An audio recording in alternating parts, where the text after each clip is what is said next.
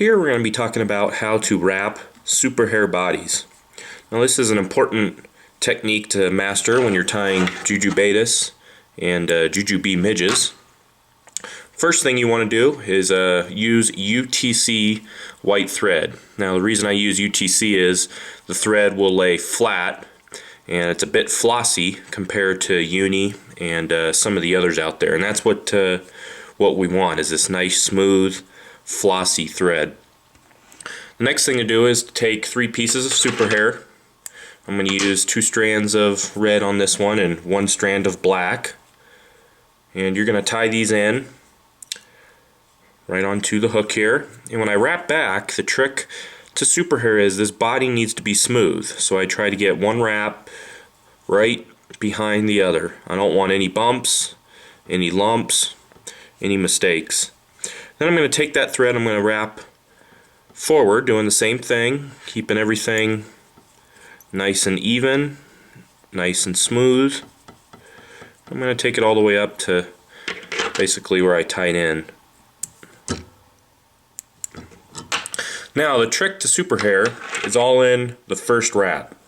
This is where you can make or break the fly. The first wrap is the hardest. If you just take this Superhair and you make one wrap and just start going, you can see it sliding around all over the place and it's not going where I want it to go. So that first wrap is key. There's a little trick I'm going to show you here on how to wrap it the first time. What you're going to do is you're going to take that Superhair and you're going to do a nice big tall wrap over the front of the fly, just like that.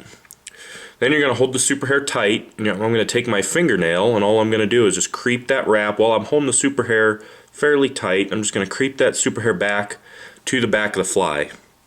And once I've done that, I can continue to wrap the Superhair now with one wrap right in front of the other. Now if you don't get that first wrap right, you're going to have a big gap.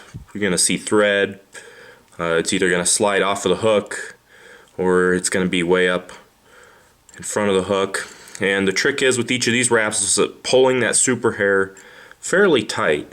If you're not pulling it tight and you have loose wraps, it allows the Superhair to move on you and you'll get spaces and gaps. Ideally you don't want any spaces, any gaps in the Superhair.